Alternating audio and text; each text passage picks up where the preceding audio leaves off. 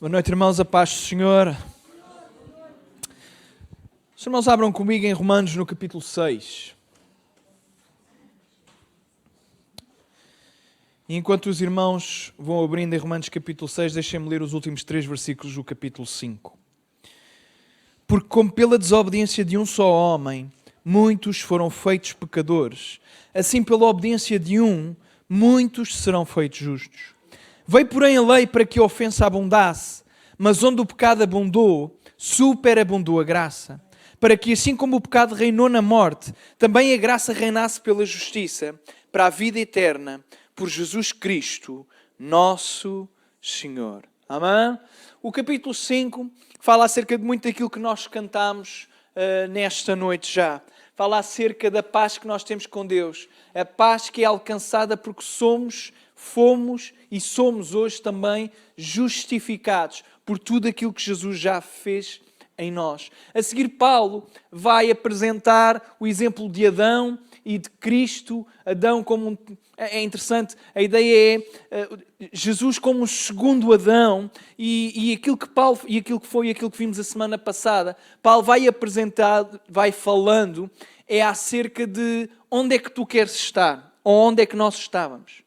E antes nós já estávamos com Adão, éramos do reino de Adão, que era o reino do pecado, mas agora não somos mais do reino de Adão, não estamos mais debaixo do jugo, nem do poder, que é esta a expressão, não estamos mais debaixo do poder do pecado, do reino do pecado, porque nós passamos para o reino de Cristo. E depois tem esta expressão incrível, porque onde a ofensa... veio porém a lei para que a ofensa abundasse, mas onde o pecado abundou, superabundou a graça. E isto dá o mote para aquilo que ele vai dizer neste primeiro versículo. Que diremos, pois? Permaneceremos no pecado para que a graça abunde? De modo nenhum, nós que estamos mortos para o pecado, como viveremos ainda nele? Que diremos, pois? Permaneceremos no pecado para que a graça abunde. Mas, irmãos, hoje gostava de falar acerca de mortos-vivos.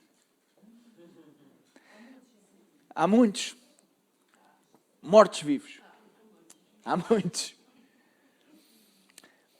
Paulo vai apresentar uma questão, tem a ver com a questão de retórica, já falámos disto. Paulo utiliza um estilo de retórica interessante, ele imagina um oponente e depois vai falando contra aquele oponente e vai mencionando aquilo que aquele oponente eventualmente poderia estar a dizer. E Paulo disse que porque o pecado abundou, superabundou a graça. E agora ele está a dizer, olha, mas se isto é verdade, porque é de facto verdade, nós vamos permanecer então no pecado para que a graça continue abundantemente, sempre a aparecer. Ele diz, de maneira nenhuma. É impossível, é uma tontice pensar que nós podemos viver no pecado, sendo que nós já morremos para o... Mas é interessante, porque o pecado aqui não está explícito que tipo de pecado, o que é o pecado. E quando nós percebemos que o pecado aqui tem a ver com a força, com o reino, não tem a ver com aquilo que nós fazemos especificamente. Porque vejam, nós continuamos infelizmente a pecar. Então nós não podemos dizer que morremos permanentemente para o pecado no sentido de deixarmos de pecar, porque não pecamos. Quando morrermos, deixamos de pecar. Se formos para o céu. Porque quem vai para o inferno continua continuamente, eternamente a pecar. Não tenham dúvidas, mas fica para uma outra vez. Por isso é que Deus é mesmo justo. Mas pronto, não posso entrar por aqui, não posso. Não é este o tema. Viver no pecado implica que eu ainda não saí do reino de Adão. Eu ainda não passei da natureza de Adão para a natureza de Cristo. E então, por isso, essa era a única justificação, e não é justificação nenhuma, mas essa seria a única razão pela qual eu poderia continuar a pecar. E isto é interessante porque, meus irmãos, vamos pensar nisto. Estava a ouvir isto e aquilo impactou-me. Uma frase, basicamente o pregador dizia o seguinte, nós pregamos, ele dizia... Não era bem isto que ele dizia isto literalmente. Nós achamos que sabemos fazer evangelismo e não sabemos. Porque nós pensamos que o evangelismo ou a mensagem evangelística é dizer à pessoa para ela tomar uma decisão de passar da vida para a morte. Mas o evangelismo não é isso. Sabem porquê? E é interessante. Este também dava o seguinte exemplo. Quando nós convidamos alguém para a vida, nós partimos do pressuposto que ela tem hipótese de escolha. Mas quando nós estamos a pregar àquele que está morto, é preciso que seja operado primeiro nele uma ressurreição. Porque só assim é que ele vai responder. O irmão, pense comigo. Nós achamos que podemos decidir intelectualmente por Jesus e não é isto que acontece no Evangelho. Você até pode chegar lá pelo intelecto e depois o intelecto pode convencer as outras coisas, mas nós não nos aproximamos de Jesus por causa do nosso intelecto, nem das nossas emoções. E vejam como nós fazemos. Muitas das vezes, e eu entendo, mas também já disse que sou contra. A ideia do simplesmente levantar a mão, e se a pessoa levantar a mão, nós escrevemos assim, está salvo, e depois fazemos estatísticas. Está errado. Porque a salvação não tem a ver com aqueles que se sentam neste lugar. A salvação tem a ver com se eu sou ou não regenerado, se eu sou ou não santificado. Porque a conversão é de facto um processo, mas ela desencadeia uma série de circunstâncias na nossa vida que têm que obrigatoriamente acontecer. E uma delas é morrer para o pecado. E se o crente ainda não morreu para o pecado, ele não é crente, é carente. Carente de salvação. Por isso é que eu digo que não há nada mais dramático do que pessoas que acham que são salvas, que estão salvas, vêm à igreja e no final, se não se renderem verdadeiramente, vão parar ao inferno. E passaram a vida toda na igreja.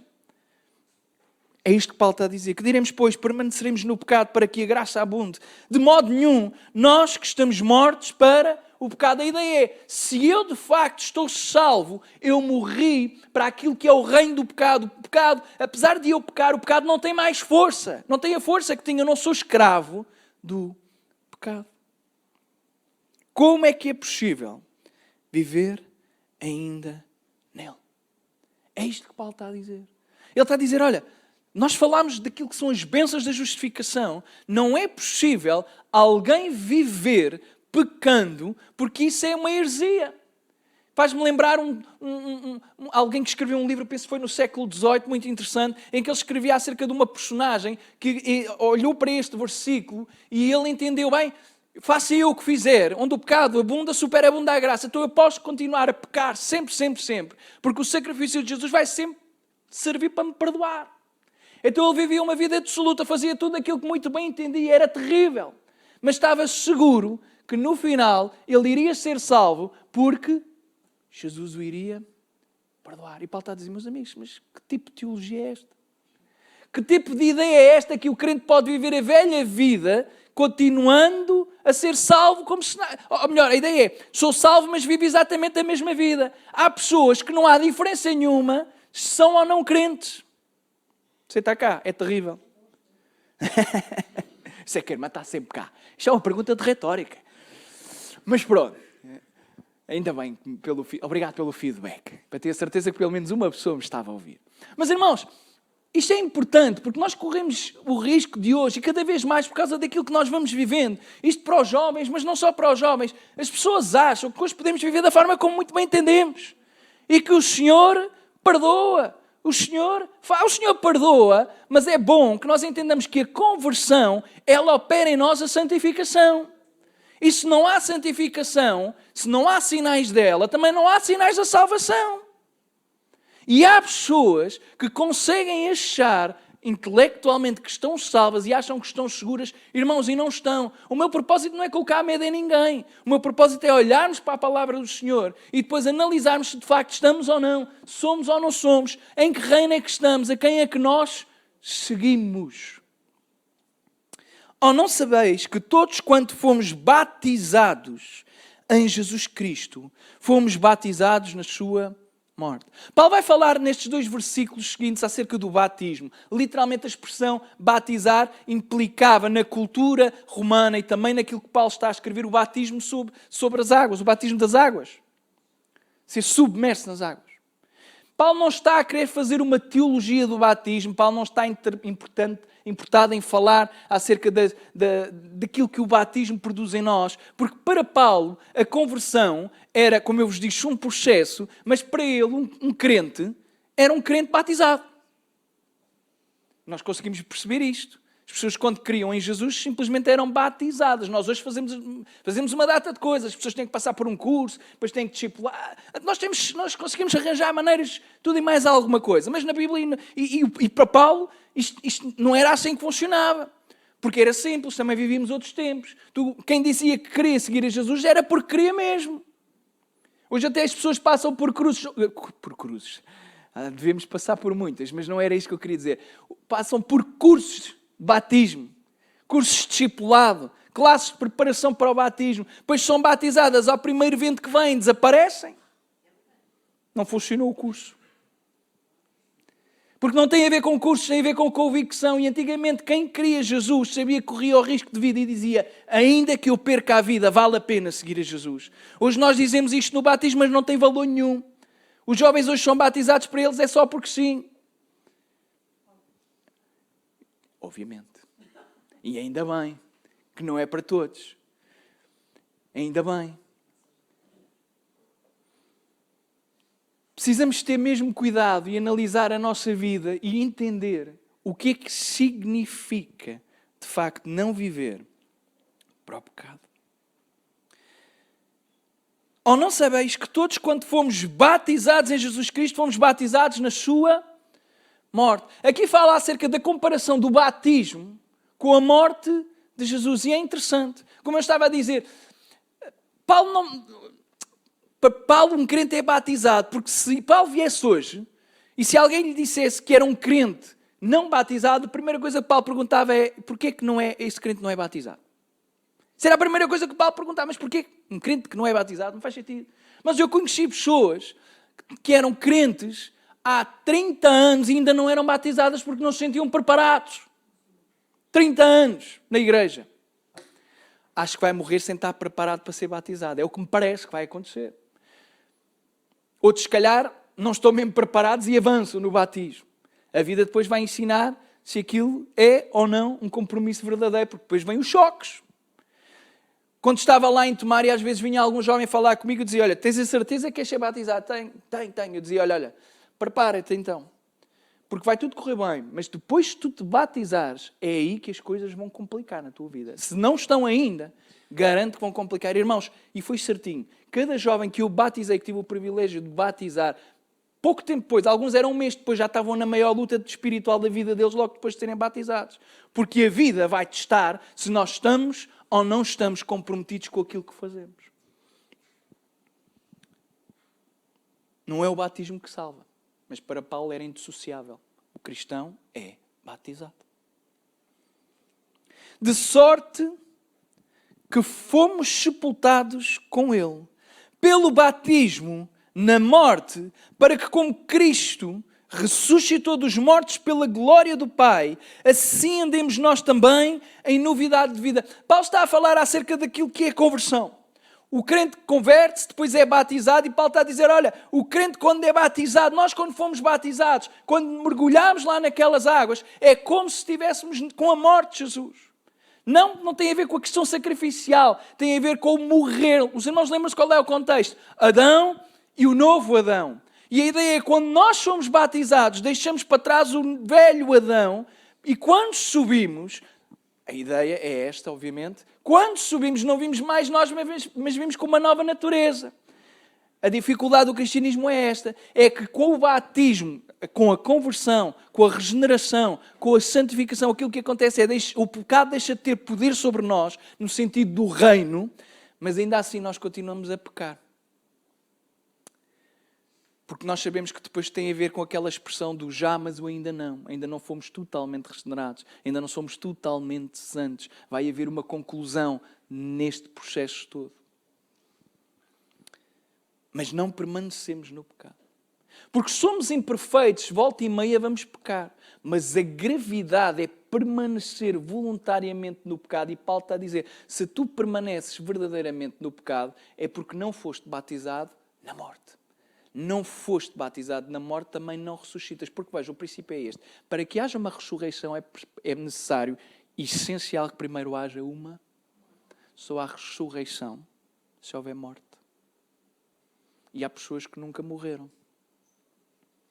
Há crentes que nunca verdadeiramente, e porque nunca foram, também nunca sobem. Aquilo que nós chamamos de novo nascimento.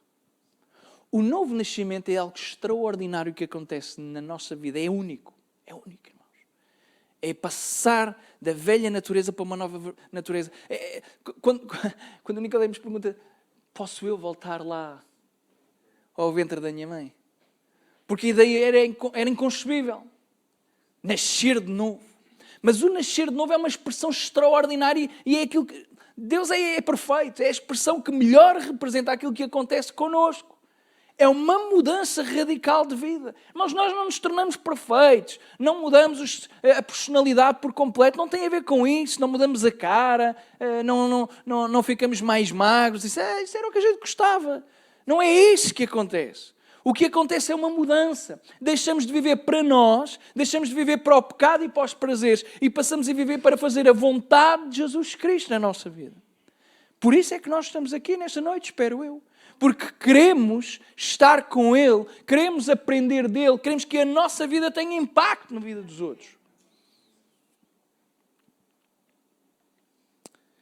De sorte que fomos sepultados com Ele pelo batismo na morte, para que, como Cristo ressuscitou dos mortos pela glória do Pai, isto é, pelo poder emanado, exaltado daquele que é o Deus Pai, assim andemos nós também em novidade. Esta questão da novidade é mesmo isto, é novidade, é uma expressão muito interessante no grego, uma expressão que aponta para uma nova natureza. Algo que não existia e que agora passa a existir. E porque passa a existir agora, passa a ser novidade. É uma expressão em português. Mas a novidade para nós não tem o impacto da expressão em grego. Algo que não existia. Algo que era impossível de ser realizado. Algo que era impossível nascer em nós, de nós e para nós. E de repente está em nós. Você entende? Isto é extraordinário. A ideia é... Nós somos cristãos, não para andar nos mesmos comportamentos, na mesma vida que vivíamos, mas para mudarmos radicalmente de postura. O curso da nossa vida não é mais o mesmo depois de estarmos com Jesus Cristo. Por isso é que o impacto não tem a ver com a nossa decisão. Porque lá está, se eu digo que é a minha decisão, eu estou a contrariar tudo aquilo que Paulo apresentou na carta aos Romanos. Ele está a dizer que a justificação é pela graça. Tudo é pela graça, a paz com Deus é pela graça e a própria fé que nós temos em Jesus Cristo só a temos por causa da graça de Deus. Então nem a fé nasce de nós, vimos isto. Nem nisso eu posso ter mérito. Aí eu decidi. Não. Decidimos mais ou menos.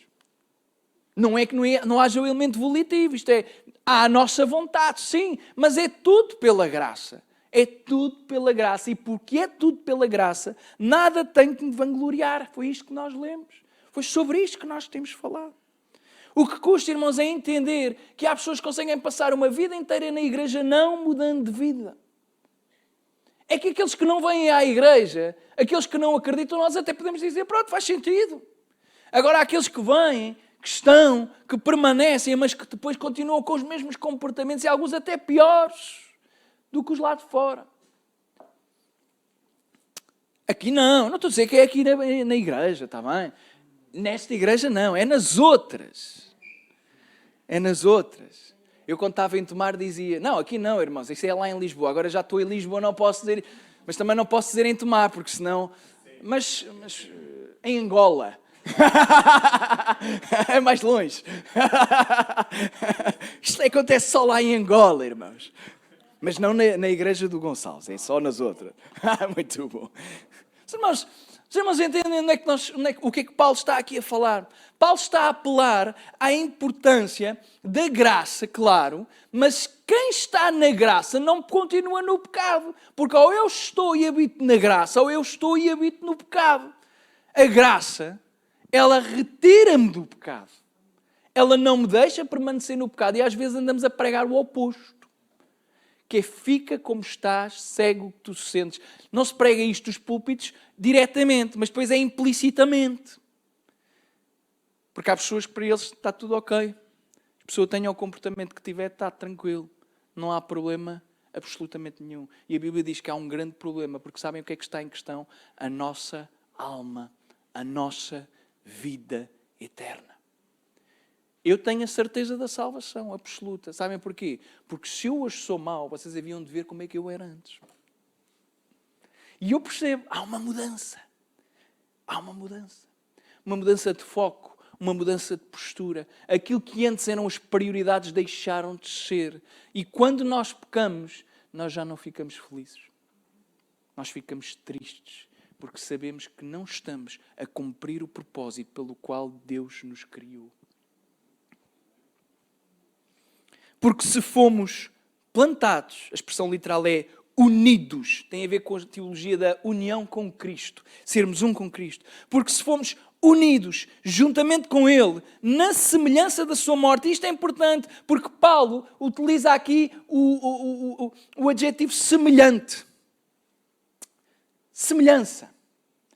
Paulo está a dizer, olha, eu estou a comparar aquilo que acontece na vida do cristão com a morte de Cristo, mas isto é apenas em semelhança, porque a morte de Cristo é uma coisa extraordinária. É incomparável. Mas ainda assim, Paulo está a dizer, a nossa é semelhante em alguns aspectos, mas é impossível que a nossa morte seja igual à de Cristo, porque nós pecamos e Cristo não pecou nenhuma vez.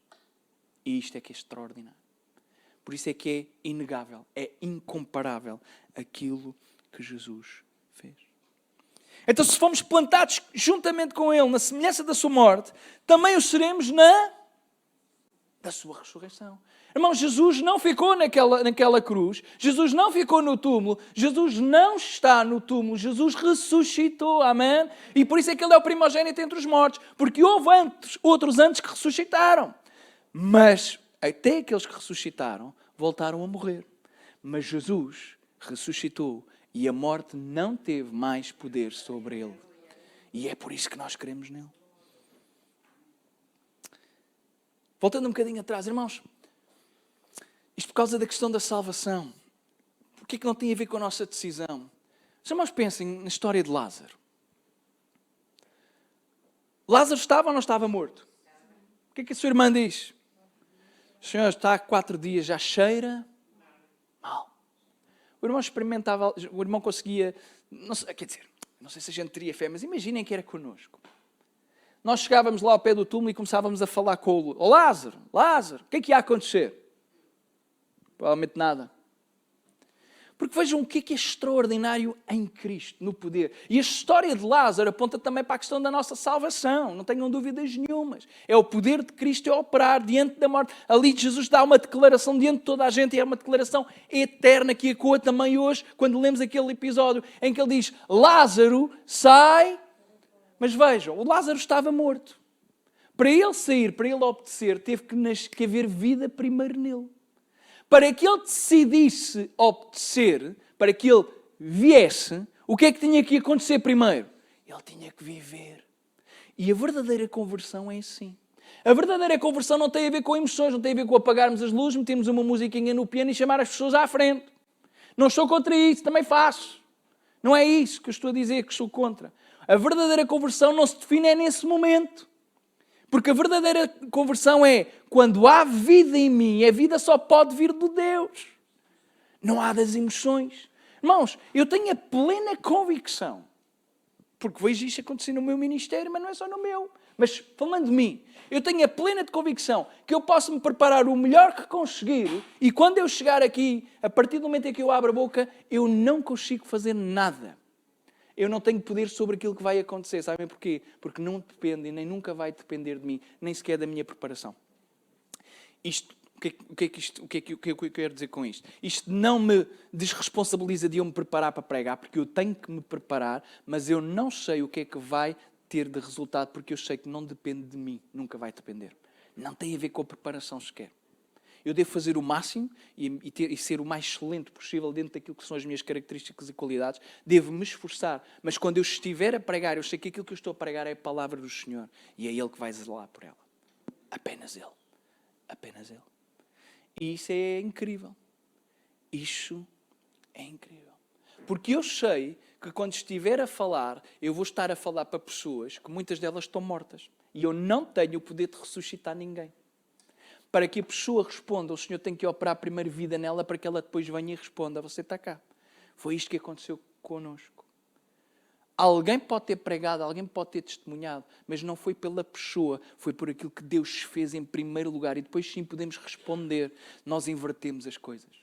Nós queremos que a pessoa decida na hora e às vezes na rua sem ela entender nada. Pode funcionar. Se ela tiver a convicção e se for de facto do Espírito a vivificá-la. Mas vejam se nós estamos a fazer as coisas a pensar assim. Às vezes fazemos as coisas distintas, de forma diferente daquilo que é o padrão.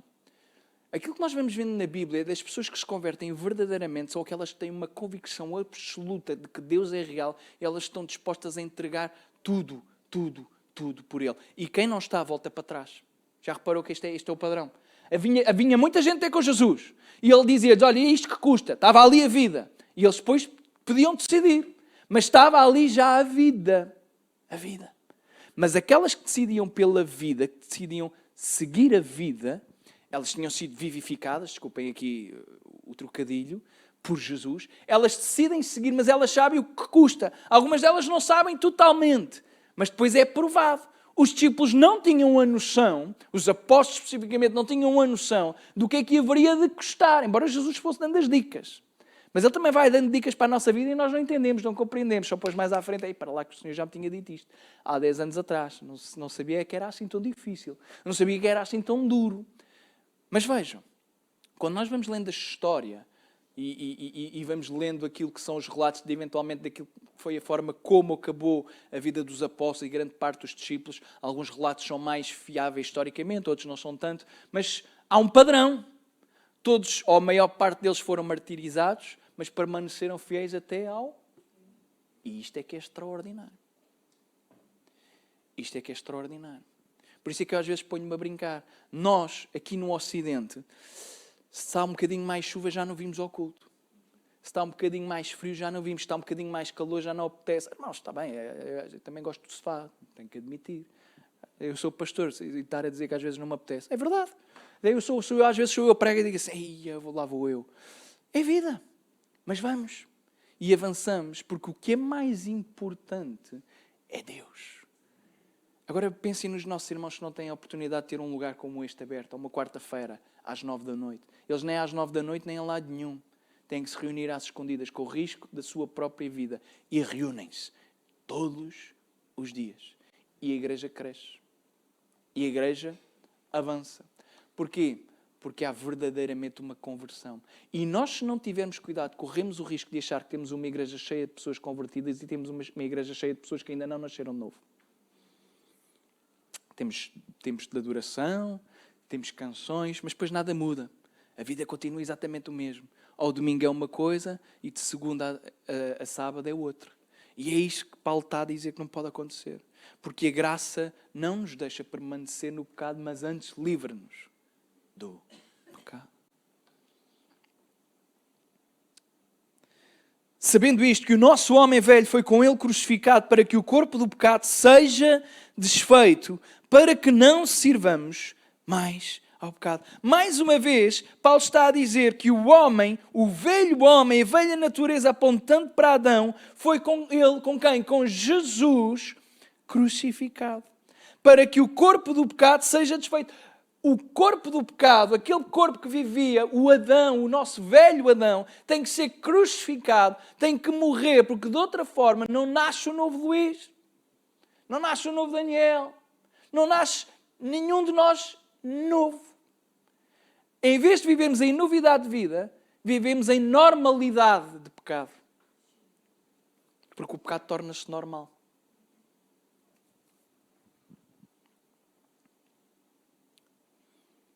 Para que não sirvamos mais ao pecado. Porque o pecado, como vimos nas últimas semanas, o pecado é um reino que tem uma força tremenda. Tem o seu grande aliado, a morte. E pecado e morte, nós não somos par para eles. A não ser pelo poder de Jesus Cristo na nossa vida. Só assim podemos fazer alguma coisa. Ora, se já morremos com Cristo, cremos que também com Ele viveremos. Amém, meus irmãos? Sabendo que, havendo Cristo ressuscitado dos mortos, já não morre, a morte não mais terá domínio sobre ele. Paulo está a dar uma ênfase extraordinária. Ele está a dizer, olha, todos nós sabemos que Cristo ele ressuscitou dos mortos. A nossa fé está assente neste pilar. Cristo morreu, mas ressuscitou. Ele não morreu mais e a morte nunca mais terá domínio, poder, autoridade sobre ele. E não tem. Por isso é que ele venceu a morte. Porque é verdade que Jesus passou pela morte, mas ao terceiro dia ele desafiou a morte e aquilo que era impossível de acontecer, porque ninguém se passa da morte para a vida. Pela graça, pela glória, esta expressão do Pai, Jesus ressuscitou. E se morremos com Cristo, também com Ele viveremos. Este é o contexto. Viveremos como? Vejam, a ideia é, mais uma vez, aquela expressão teológica, ou já e ou ainda não. Viver em novidade de vida implica que eu hoje já vivo uma vida nova, porque há crentes que estão à espera de morrer ou do Senhor os vir buscar para começarem a viver a vida com Cristo. Mas não é isso que é suposto acontecer. É suposto nós um dia vamos ter o culminar e vamos viver literalmente com Cristo, mas eu também já vivo hoje literalmente com Cristo. Então é o já, mas sei que ainda não é na minha plenitude, ainda não está na plenitude toda, da potência daquilo que pode acontecer.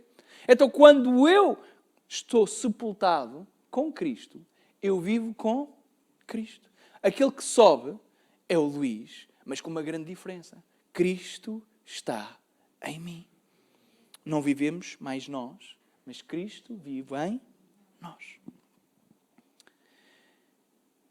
Então, quando eu subo, desculpem a expressão, quando eu nasço de novo, tenho Cristo comigo e eu neste mundo já vivo com Cristo. Sei é que vai culminar e vai chegar o dia em que estaremos com Ele face a face. Então este é o já vivo com Ele, mas ainda não vivo com Ele.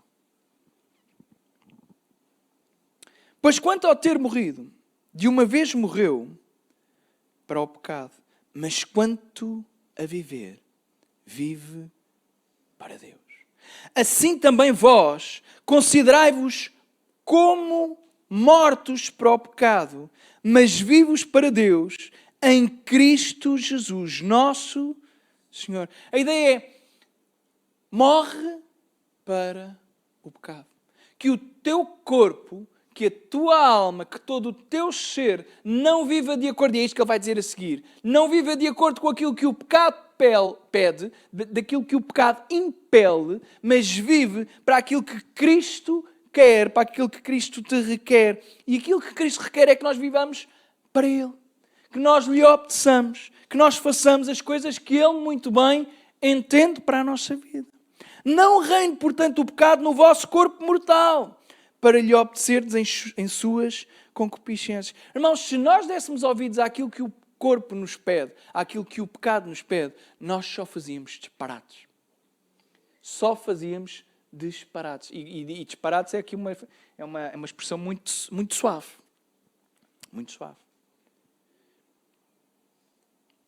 E aquilo que Paulo está a dizer, por outras palavras, é: se tu deixares que o pecado reine no teu corpo mortal, tu só vais obedecer àquilo que ele te pede para fazer. E há pessoas que são capazes de vir à igreja e seguir e viver apenas nas concupiscências. Mas eu não estou a dizer que essas pessoas não devem vir. Eu acho até que elas deviam estar sempre. Estão no lugar certo. Mas o importante não é vir à igreja. O importante é deixar que o Deus da igreja trabalhe na vida delas. Porque a igreja não salva. O pastor não salva. A única pessoa que salva, amém, é Jesus Cristo. Nem tampouco apresenteis os vossos membros ao pecado por instrumento de iniquidade, mas apresentai-vos a Deus como vivos de entre mortos. Mortos vivos. Lembram-se da ideia? Vivos mortos. Mortos vivos. Quem vive no pecado, o seu corpo passa a ser instrumento único e exclusivamente para o pecado. Não é à toa que quando Tiago começa e escreve a sua epístola, ele depois fala acerca de um pequeno membro. Tem lá uma passagem muito interessante acerca de um membro que nós temos aqui, que damos pouca importância, e ele dá-lhe muita importância, que é a língua. E ele diz coisas extraordinárias acerca da língua. Sendo tão pequenino, consegue dominar todas as coisas. E consegue matar ou dar vida, consoante a forma como usamos. Na igreja, era suposto que a língua fosse para a vida e não para a morte. não é? Mas é extraordinário como às vezes na igreja é onde nós encontramos tantas línguas voltadas para a morte e não tanto voltadas para a vida. E isso leva-nos a ponderar porquê é que isto acontece. Porquê é que há gente que em vez da língua ser controlada pelo Espírito, parece que é controlada pelas concupiscências? E obviamente que todos nós somos culpados de uma vez ou outra, deixarmos que as nossas emoções cresçam um bocadinho e de repente, então aqueles que têm traços de personalidade mais explosivos, os coléricos, não é? E os sanguíneos normalmente têm aquilo que se diz o sangue na guerra e às vezes dizemos, e às vezes nem pensamos. E já dissemos, e já foi, e já se falou aquilo que só depois vamos pensar. Há pessoas que só pensam 2 semanas depois de falar daquela... Acontece. Depois já não se pode agarrar, é verdade. Às vezes a gente gostava de poder apanhar e meter outra vez cá dentro, mas não dá. Mas eu não estou a falar disso. Porque isso todos nós podemos ser culpados de mais ou menos isso acontecer.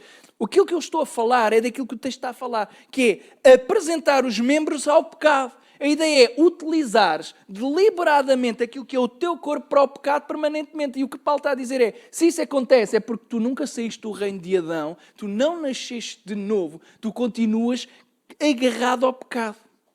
É isto que ele está a dizer. Porque a natureza de um cristão não pode ser matar ninguém. A natureza do cristão é dar vida e falar palavras de... Ora, se dissemos que... E há aquela expressão que pode uma fonte dar água boa e água má ao mesmo tempo. Só uma pessoa é que disse que não. Se calhar os outros estão na dúvida. Não dá, pois não? Extraordinário. Aquilo que descobrimos na Bíblia, não é? Nem tão pouco apresentais os vossos membros ao pecado por instrumento de iniquidade, mas apresentai-vos a Deus como vivos dentre os mortos. E os vossos membros a Deus como instrumentos de justiça. Paulo está a dizer, olha, e se em vez de utilizares o teu corpo, os teus membros, para o pecado e para a iniquidade, o utilizares como membros de justiça? E se em vez de palavras de morte, disseres palavras de vida? E se em vez de crítica, levantares o outro irmão? E se em vez de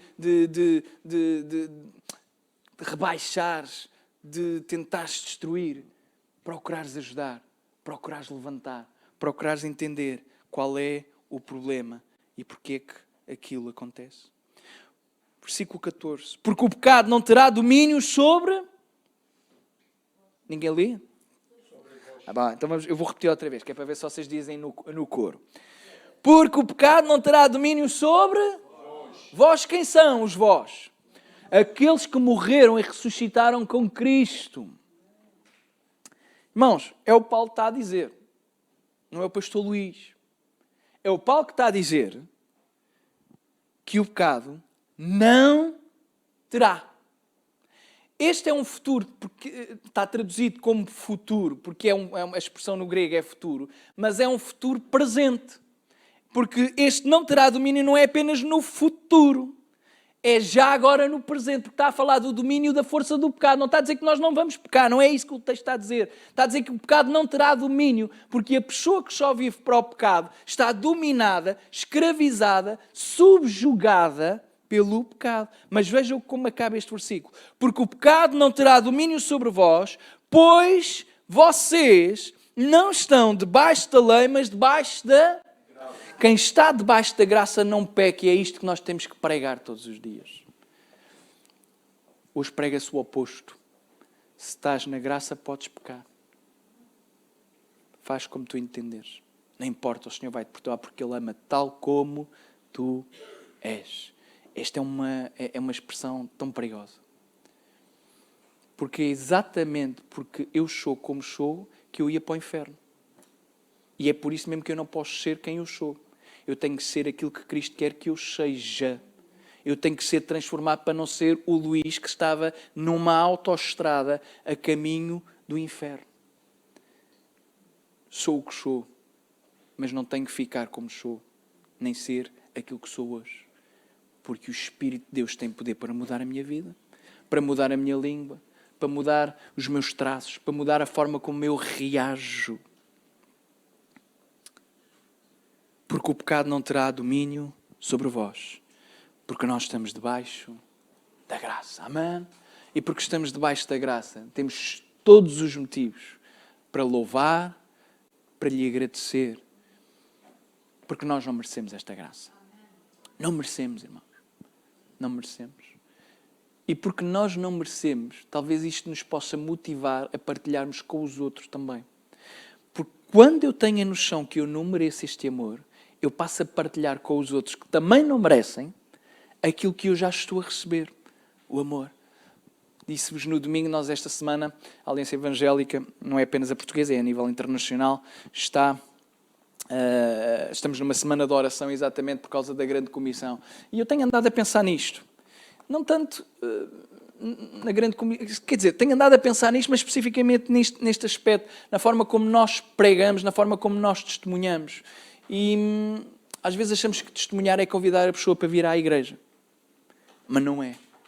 Testemunhar é exatamente mostrar isto. E para mostrarmos isto temos que ter acesso à vida da pessoa.